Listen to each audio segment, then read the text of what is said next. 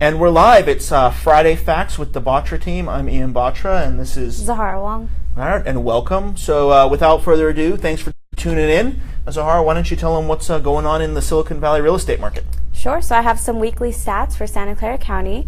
There are 297 new listings this week. 77 went into contract contingent, and 46 price reductions.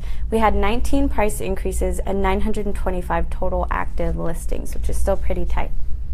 Wow, that's definitely tight. I'm going to pass it to Andrew, and he'll go over some year-to-date stats. All right.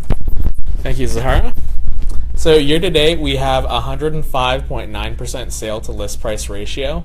We have a $1.247 million average sales price in Santa Clara County, with a median of $999,888. We also have a 10 days median days to sell price.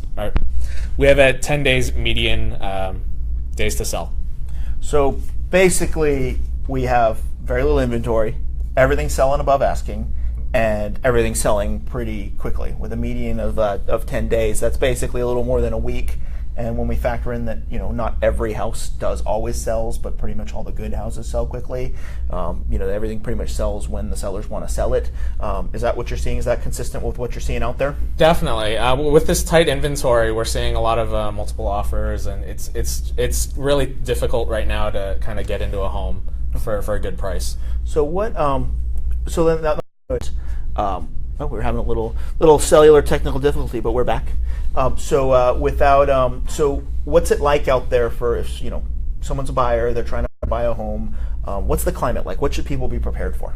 Right now, people should be prepared for being kind of thinking outside the box a little bit and being prepared to be flexible with the kind of contingencies that they're putting in their offers.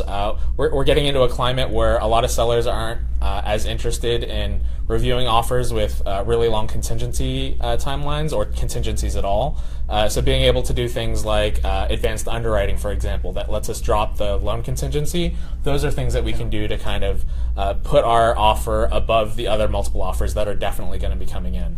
Yeah, that's definitely a shift that I've noticed from the listing standpoint. From before, it was some listing agents would really push for these non-contingent offers, which from a standpoint of an agent, we're not really supposed to push for non-contingent. Non-contingent offers are always something that comes from the clients themselves. They, if the client wants to be non-contingent, or if the sellers are trying to get non-contingent, that's there. As agents, we're not really supposed to advise people to write non-contingent, and we don't.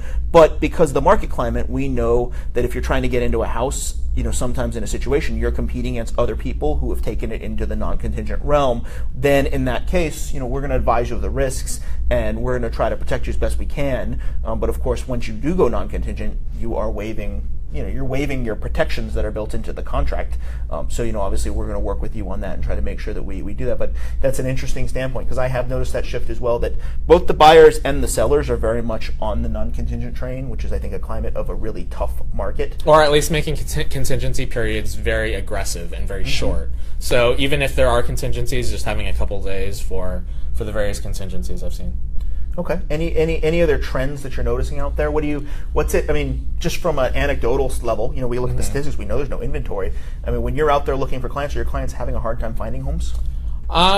Yeah, I've actually noticed that. I send my clients listings, and they also look online for themselves. And I've noticed that we schedule far fewer appointments because there are far fewer homes that actually speak to them in their price range, just because I like to prep my clients by letting them know that, like the year-to-date statistics of like 105.9% above sale price, sale price above list price, they're going to have to add maybe 5 to 6% to whatever list price they look at to have a realistic idea of what the final sales price is going to be. So as a result, that kind of even further limits what they can afford. I mean, our last 3 listings went 13% above asking, 17% above asking, and 20% above asking. So we were way above the the market statistic of 106%.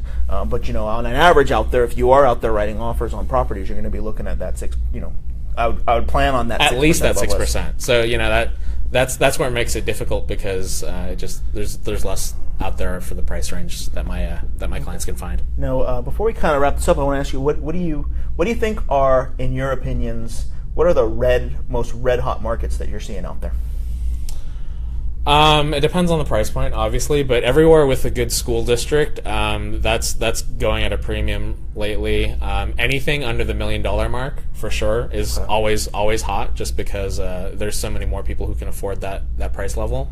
But yeah, generally those two things, either in the million or less price point, or places with good schools. It's price and schools. Yeah, those are the two things that I've noticed have been kind of the biggest drivers of my clients, at least. So what do you think? So my thought when I first think price and good schools, I think Cambrian Park. Mm-hmm.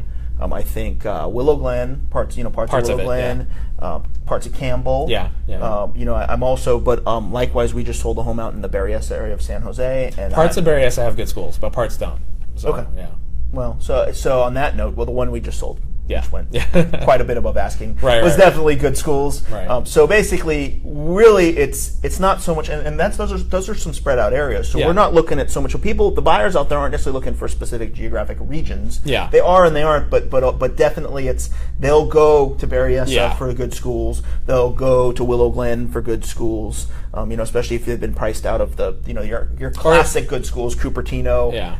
Which is now hard to touch Cupertino under $2 million. Yeah. And so now Cupertinos are above $2 million. Los Altos hard to touch for under $3 million. So of course that pushes people to other areas that have good schools and good prices. Well, awesome. Any other thoughts before we close out? No, I think I'm good. All right. Awesome. Oh, actually, come visit our new listing that we have this weekend. 225 Laura Drive, Unit 59. Yeah. Andrew will be there all weekend. We just we put 2 weeks ago we had put one in escrow. We put unit 78 in escrow. That was a 2-bed 2-bath. Now we've got this 2-bed 1-bath. Super cute, move-in ready unit. Andrew will be hosting the open houses this weekend, so come visit Andrew. We'd love to see you guys. All right. All right. Thank you very much, and this has been Friday Facts. Thank you.